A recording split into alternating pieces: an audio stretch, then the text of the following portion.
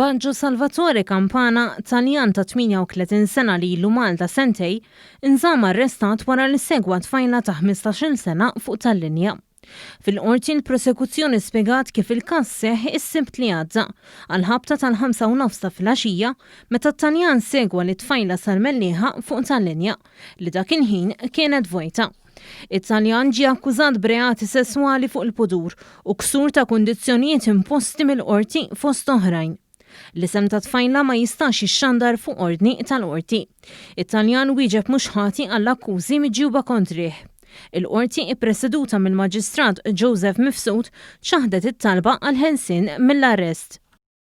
Juanito Jimenez ta' 27 sena mill-Ħamrun inżamm arrestat wara li allegatament inqabad jisraq mill-Università minn kameras tas-sigurtà. Il-każ seħħ il-ħamis li għadda fil-binja tal-kimika fl-Università.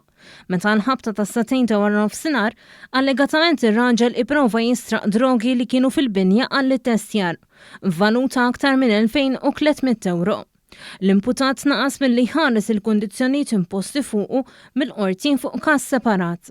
Quddiem il-Maġistrat Joe Mifsud huwa wieġeb mhux ħati għall-akkużi miġjuba kontrih u talab għal-ħelsien mill-arrest.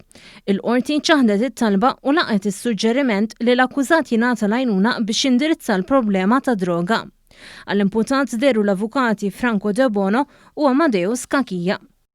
Axel James Busuttil ta' 27 sena minn Birżebbuġa ġie multat 3,000 euro wara li kisser il-kundizzjonijiet imposti fuqhom mill-qorti fis-7 ta' Settembru tas-sena l-oħra, meta kien ingħata l-ħelsien mill-arrest fuq diversi kundizzjonijiet fosthom garanzija personali ta' 3,500 euro.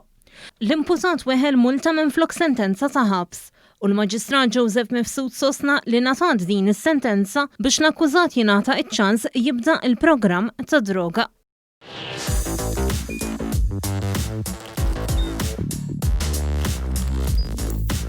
Idħol fuq one.com.mt u hemmhekk tista' tara l-programmi kollha li jxandru fuq One permezz ta' One Play.